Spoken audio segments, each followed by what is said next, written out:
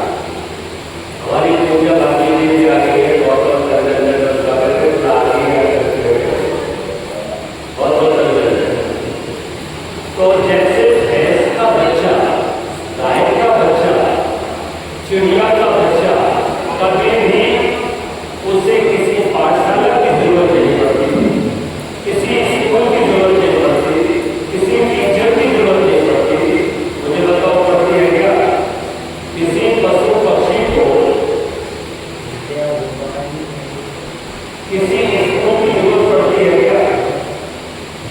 उसे तैरना प्रकृति सिखाती, परमेश्वर सिखाता। केवल मनुष्य ऐसा है, केवल और केवल जिसको सिखाना पड़ता है।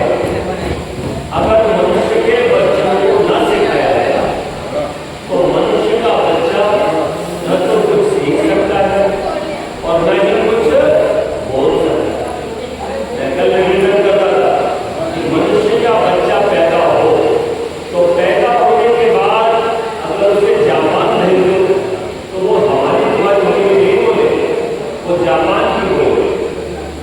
उसे आप अगर रूस में भेज दो तो वहां की बोली बोले, उसे दिल्ली भेज दो तो दिल्ली वाली भाषा बोले, उसे पंजाबियों के पास भेज दो तो पंजाबी भाषा बोले, और उसे किसी मनुष्य के पास मत रख के पशु पक्षियों के पास भेज दो और वहां अगर वो जीवित रह गया तो वो पशु पक्षियों की भाषा बोले। क्या समझ में आ रहा है आपको? केवल मनुष्य का ही ऐसा हिसाब किताब है कि भाई उसको सिखाना पड़ता है। अगर इन बच्चों को न सिखाया जाए तो ये बच्चे कभी भी विद्वान नहीं होते। एक बात मैंने कल बड़े मजे की कही थी कि अगर किसी का 5 साल तक का बच्चा बड़ा शैतान है और बड़ा शरारती है तो उसको दंड मत देना, बल्कि उसके माता पिता को देना। क्योंकि बच्चा अगर वो दंड है, बदतमीज हो गया है, तो इसको बदतमीज करने वाले से माता जैसे दादा दादी जी हो, जो कि आपकी दादी हो गई आप हो। तो मैं निवेदन करना चाहता हूँ, कई बार माता पिता दादा दादी अपने बच्चे को लाड़ में बिगाड़ देते और वो क्या करते हैं, लाड़ में अपने बच्चे को जहर देते। आपने देखा मोबाइल पकड़ा देते हैं बच्चों को, छोटा सा बच्चा, और फिर बच्चे को मोबाइल इतना अच्छा लगता है कि वो बाकी चीजें तो एक तरफ कर देता है, मोबाइल को बस पकड़े रहते हैं। मोबाइल में छोटा सा बच्चा चित्र देखता है, वीडियो देखता है, और मैंने देखा 3 साल 4 साल तक के बच्चे उसमें अपना कार्टून चैनल आराम से निकाल लेते हैं। छोटे छोटे बच्चे तो देखने लगे। अभी बताना चाहूंगा कि ऑस्ट्रेलिया के अंदर और भी कुछ देशों के अंदर जो वयस्क नहीं है, यानी 18 साल से नीचे के बच्चों को मोबाइल पर प्रतिबंध कर दिया गया है कि वो नहीं देखें, क्योंकि इसमें अच्छी बातें हैं तो बहुत बिगाड़ने वाली भी चीजें। और बच्चों का तो मन चंचल होता है, वो तो बहुत कुछ चाहते हैं, ये भी देख लूं, वो भी देख लूं, ये भी जान लूं, वो भी जान लूं, सारी दुनिया को जानना चाहते हैं बच्चे, क्योंकि ऐसा उनका स्वभाव है, ऐसी उनकी प्रकृति है जिसकी मनुष्य सीखना चाहता है। और इसीलिए नैमित्तिक ज्ञान और स्वाभाविक ज्ञान दो प्रकार का ज्ञान होता है। नैमित्तिक उसे कहते हैं कि जो सिखाने से सीखा जाए, और स्वाभाविक उसे कहते हैं जैसे भगवान सिखाया जाए। तो जैसे हम मनुष्यों का बच्चा केवल 2 ज्ञान अपने पास रखता है, जैसे वो जन्म लेता है, एक तो उसका स्वाभाविक ज्ञान है, वो रोता है, रो तो सकता है, और दूसरा माँ का आंचल दूध पी सकता है। बस 2 काम आते हैं, बाकी का सारा सिखाना होता है। तो भगवान हम मनुष्यों के लिए जब ये दुनिया बना देता है तो वो सोचता है कि मैं अब इन बच्चों को सिखाऊं और बताऊं कि इस दुनिया में कैसे रहना है, इस दुनिया में क्या करना है और क्या नहीं करना। बस इसी का नाम है विधि और निषेध। या आप चारों वेद देख रहे हैं, बोलो वेद भगवान की। मैं निवेदन करना चाहता हूं, भगवान ने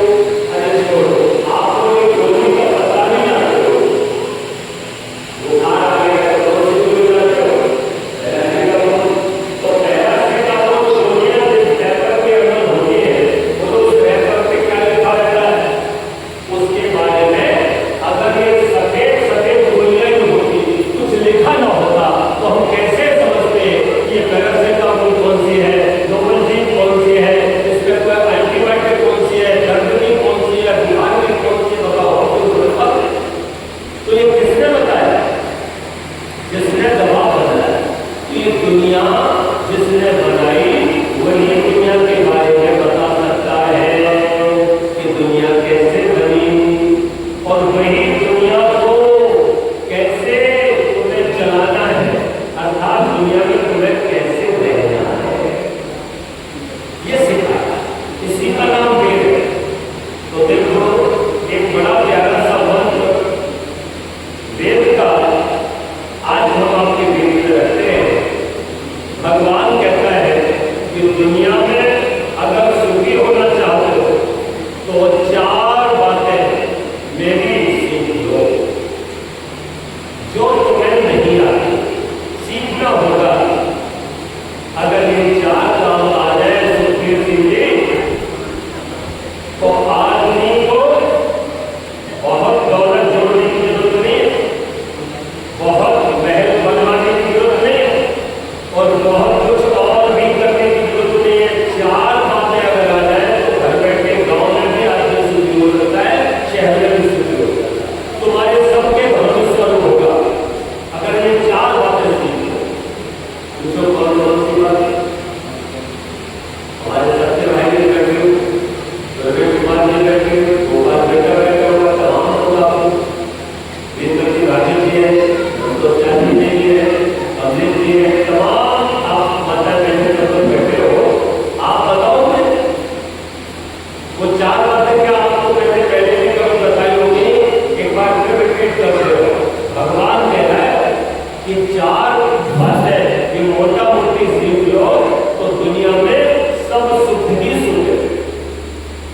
तुम्हारे लिए विश्व भी अमृत बन जाएगा, बुरा भी अच्छा हो जाएगा। 4 बातें, और वो 4 बातें तो पहली बात है कहना आ जाए। बोलो एक बार सब बोलो, कहना आ जाए। दूसरा काम सहना आ जाए। क्या काम? बोलो सहना आ जाए। और तीसरा काम दुनिया में रहना आ जाए। और चौथा अपने माता पिता बुजुर्गों गुरुओं बड़ों के आगे झुकना।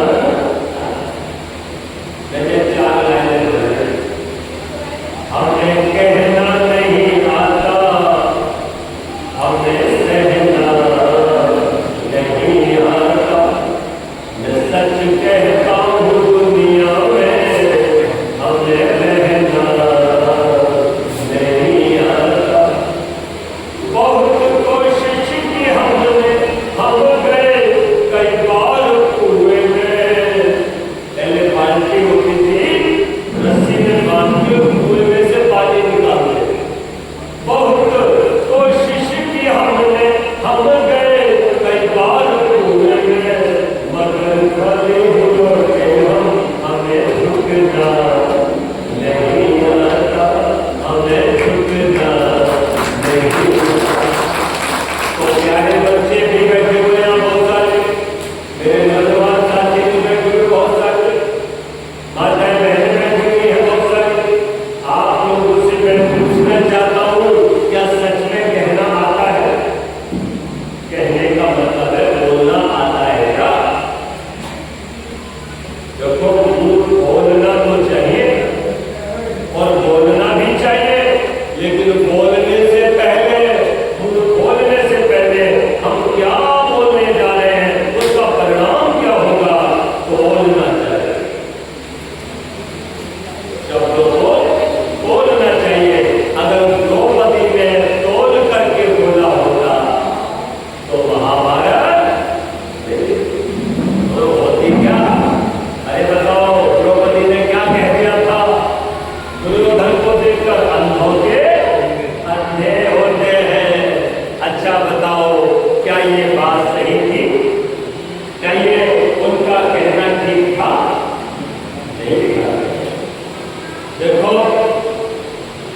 अब तो देवी प्रज्ञा नहीं रही। एक बार की सच्ची घटना है, वो मैं पहले भी सुना चुका हूँ, आपको आज फिर सुना। एक बार वो रोटी बना रही थी और बनाते हुए पता नहीं किसका फोन आ गया। फोन उनके पास बहुत आते, नहीं आते थे तो वही करती थी। और फोन अपने सामने रखती थी।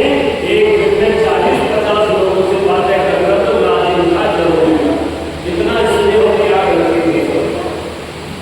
तो भाई रोटी जली, रोटी जली हमारे सामने आए तो हमने कह दिया, अब देखो हम चाहते थे ये नहीं कहते थे, वो भी कहेंगी ये रोटी जली नहीं आ रही है, तेरा ध्यान कहाँ है? तो वो तो गड़बड़ होने के लिए हो। लेकिन भगवान कह रहा है कहना आ जाए।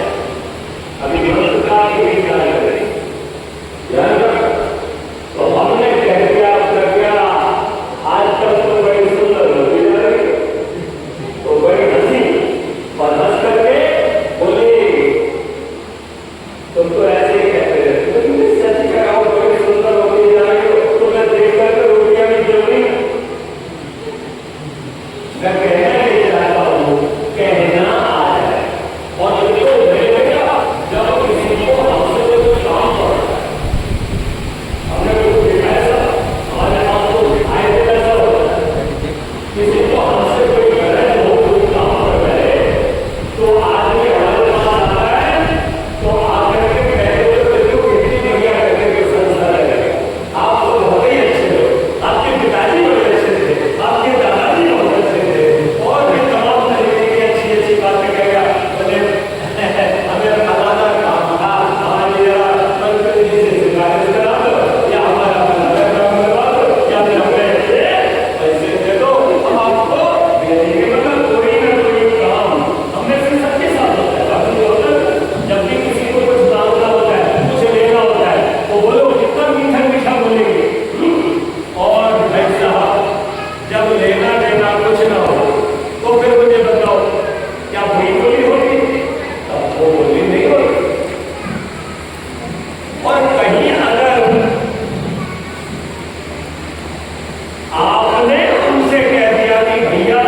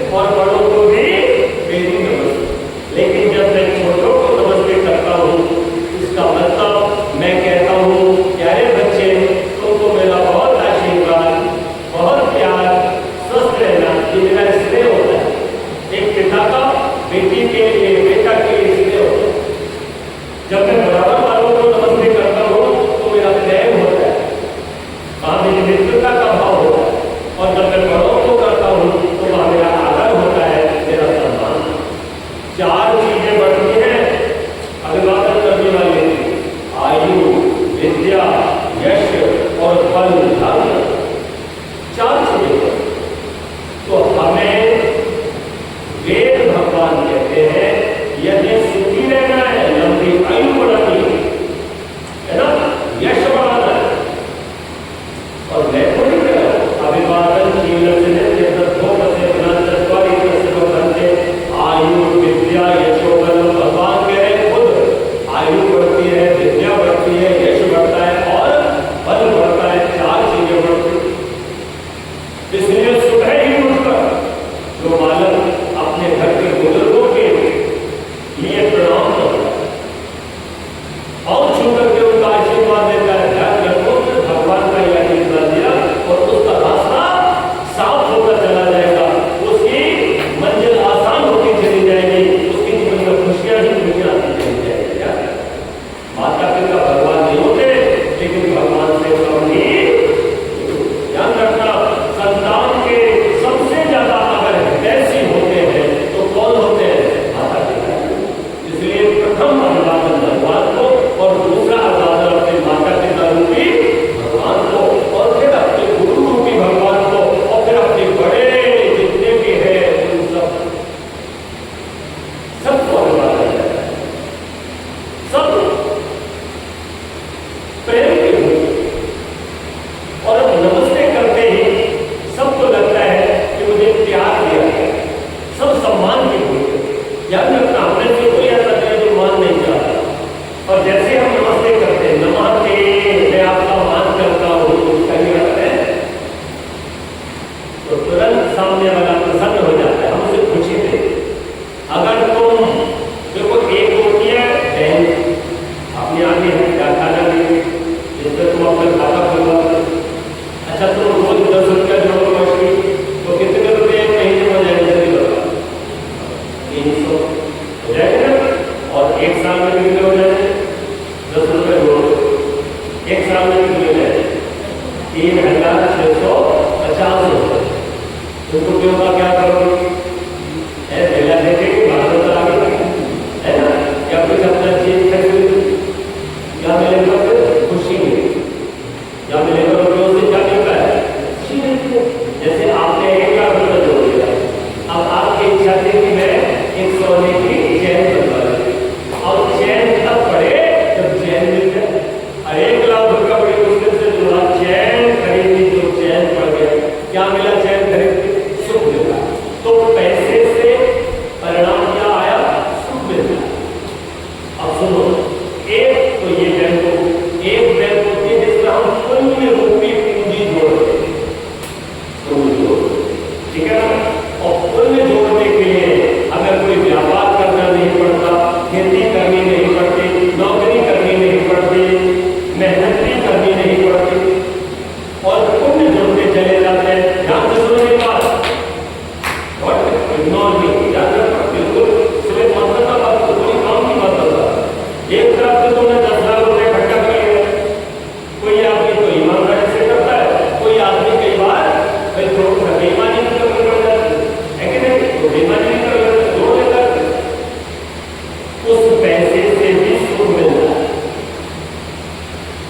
अगर आपके पास 1000 रुपये नहीं है और बड़ी तेज भूख लग रही, तो होटल वाला आपको रोटी नहीं खिलाए, बस वाला आपको दिल्ली नहीं ले जाए, ठीक है ना।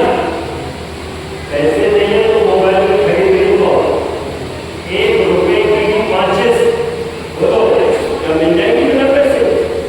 तो पैसे से सुख मिलता है, लेकिन पुण्यों से क्या मिलता है? तो मैं निवेदन करूं, पैसा इकट्ठा करने के लिए नौकरी करनी पड़ेगी, व्यापार करना पड़ेगा, खेती करनी पड़ेगी, कुछ ना कुछ करना पड़ेगा, मजदूरी करनी पड़ेगी, है ना। हमारा बेटा बैठा है, सुख में मेहनत करनी पड़ेगी, लेकिन पुण्य कमाने के लिए मेहनत नहीं करनी पड़ेगी, केवल हाथ जोड़ने पड़ेंगे। नमस्ते भाभी जी, नमस्ते चाची जी, नमस्ते बहन जी, नमस्ते भाई साहब। बोलो ये क्या हो गया? बोले जैसे ही तुम पैर छूते हो 10 रुपया तुम्हारे उस बैंक में इकट्ठा हो जाता है। एक बार नमस्ते किसी से की और 2 बार कर लो, जल्दी बोलो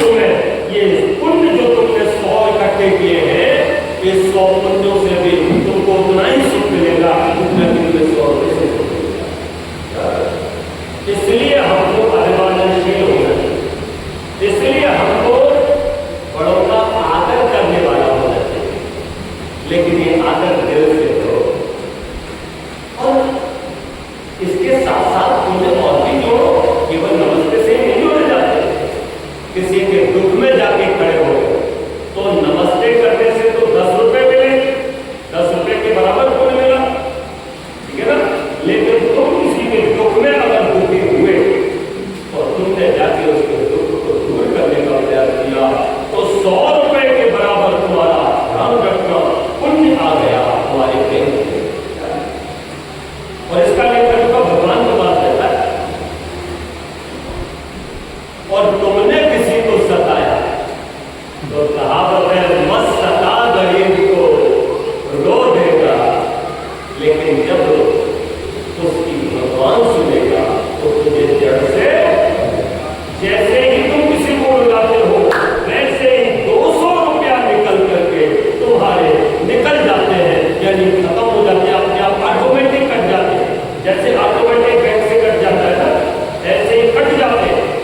तुमने किसी बड़े को अभिवादन नहीं किया, तुमने किसी अपने बुजुर्ग को माता पिता का अभिवादन नहीं किया, तो ध्यान रखना तुम्हारे जो 10 रुपए आते नमस्ते करने से 20 रुपए चले और खाता माइनस में चला। तब तुम कहते हो मैं तो बड़े बड़े काम करता हूँ, बहुत देर पढ़ता हूँ, बहुत देर मेहनत करता हूँ, पर फिर भी मेरी किस्मत बदलती नहीं, फिर भी मुझे कष्ट मिलता है, फिर भी मुझे परेशानी मिलती है। एक तरफ पाप कर रहा है व्यक्ति और देखो उसकी लाठी लग गई। अरे बुरे लोगों को कई बार हम देखते हैं हट्टे कट्टे, कोई परेशानी नहीं है, बड़ा मजा आ रहा है, और जो धर्मात्मा धर्म के रास्ते पर चल रहे हैं उनको कई बार बड़ा करता है कि क्या है पीछे।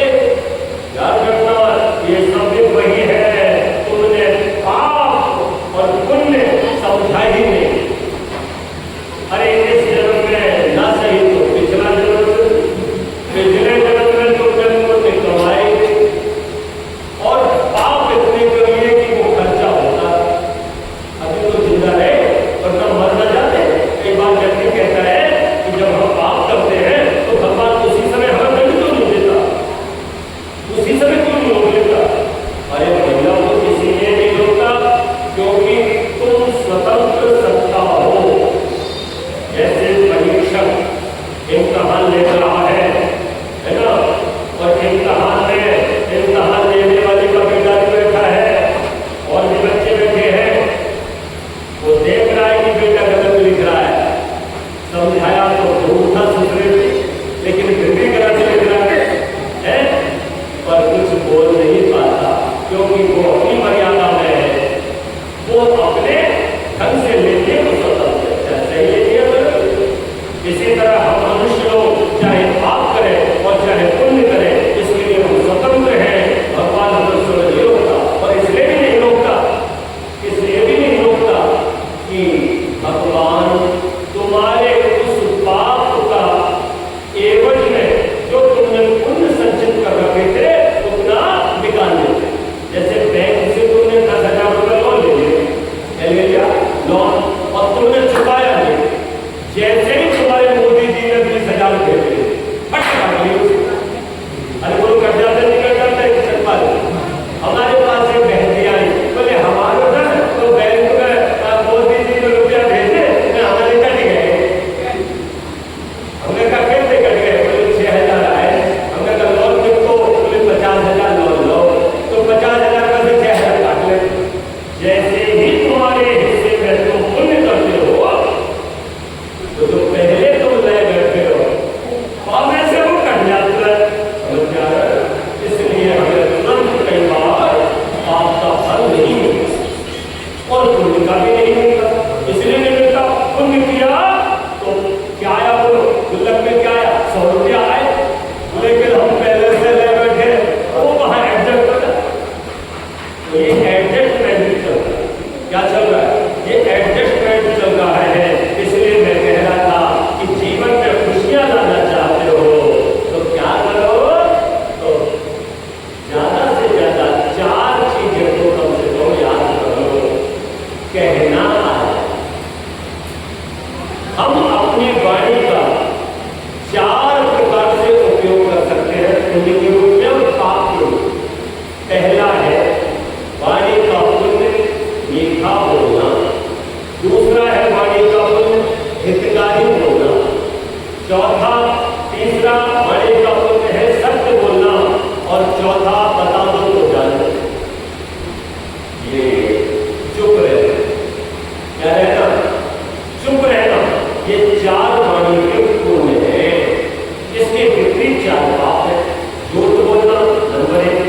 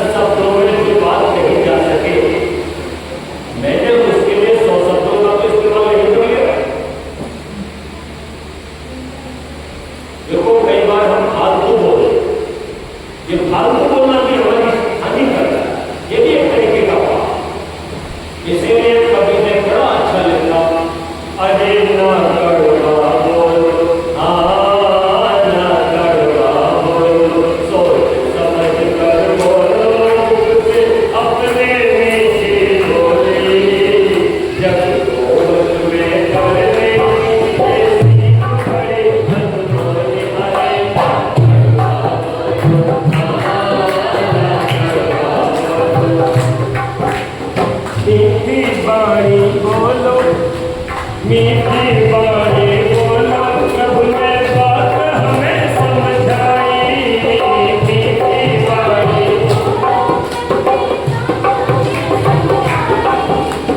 इसीलिए शायद चिंता में हटती नहीं लगाई। अरे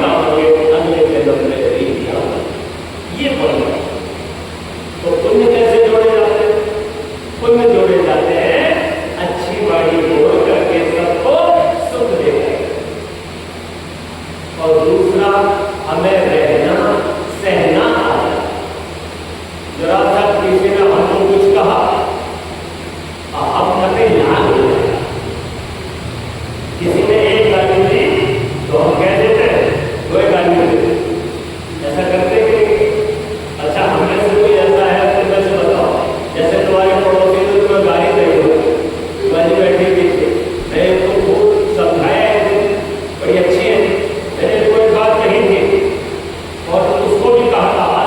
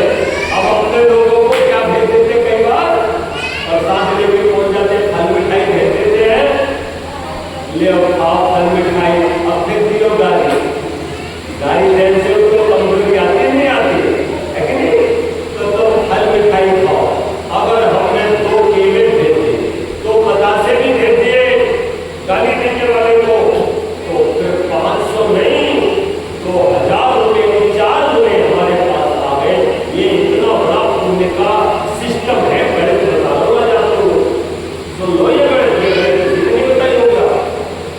ऐसे ही हम लोग दुखी नहीं हो रहे, ऐसे ही हम लोग सुखी नहीं हो रहे, ऐसे ही लोग राजा और रंग नहीं हो रहे, इसके पीछे यही गणित चल रहा है। अच्छा एक बात बताओ, हमारे पास कल्पना करो सूरज है, तुम्हारे पास कांटे हैं, चंदू के पास ढोलक है और दुर्वेश के पास पानी की बोतल है, ठीक है ना? अब जरा बताओ, तुम्हारे पास जो है तुमसे मांगा जाए तो तुम क्या दोगे?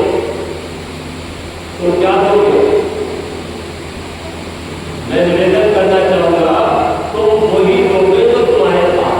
तो चार लाइनें कह करके आगे बढ़ जाता हूँ जल्दी से, क्योंकि आज गणपति महोत्सव मनाया जा रहा है।